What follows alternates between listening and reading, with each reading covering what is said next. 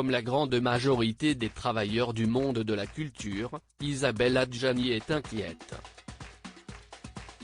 Depuis le début de la pandémie de coronavirus, les artistes se sentent abandonnés, obligés d'annuler leurs tournées, de reporter la sortie de leurs films et pendus aux annonces du gouvernement. Dans les colonnes du magazine Elle, 3 d'entre eux ont décrit leur angoisse, alors que le reconfinement est encore en vigueur pour au moins 15 jours. Et Isabelle Adjani est particulièrement remontée contre l'exécutif, qui selon elle, les a totalement oubliés ces derniers mois.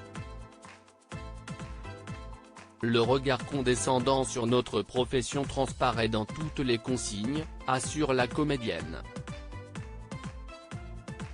On nous redit, adaptez-vous, comme si ce n'était pas la nature même de notre travail de nous adapter. Inquiète pour l'avenir du monde de la culture auquel elle appartient, Isabelle Adjani est avant tout solidaire de l'ensemble des Français.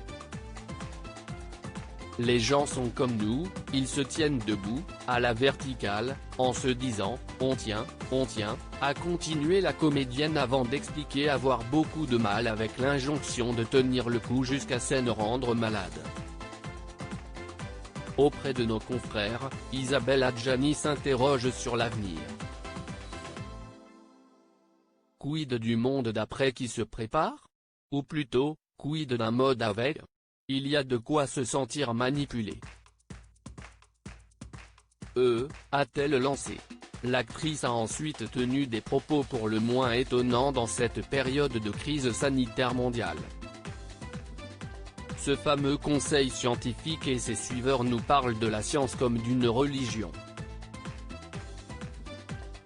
Il faut avoir la foi en leur prêche, a-t-elle ajouté en évoquant ce comité d'une dizaine d'experts, présidé par le professeur Jean-François Delfrécy, chargé de conseiller le gouvernement dans la gestion de la crise de la Covid-19 depuis le mois de mars dernier. Selon elle, si est humiliant pour le monde de la culture de vivre aujourd'hui au rythme des annonces de l'exécutif.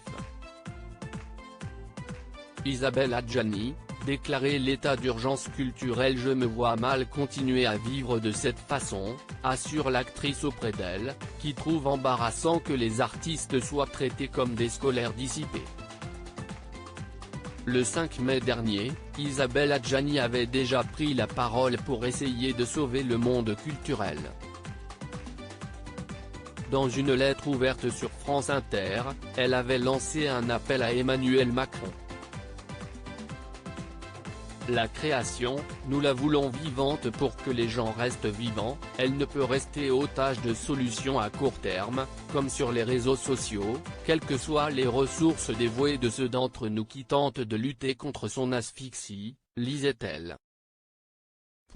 Il est temps de déclarer l'état d'urgence culturelle, une urgence sans condition, une urgence sans restriction, une urgence où la liberté de créer ne sera pas remise en question parce que la culture est incompatible avec la distanciation sociale, parce que l'art est un état où la liberté est une nécessité, l'art est un état où la liberté fait loi.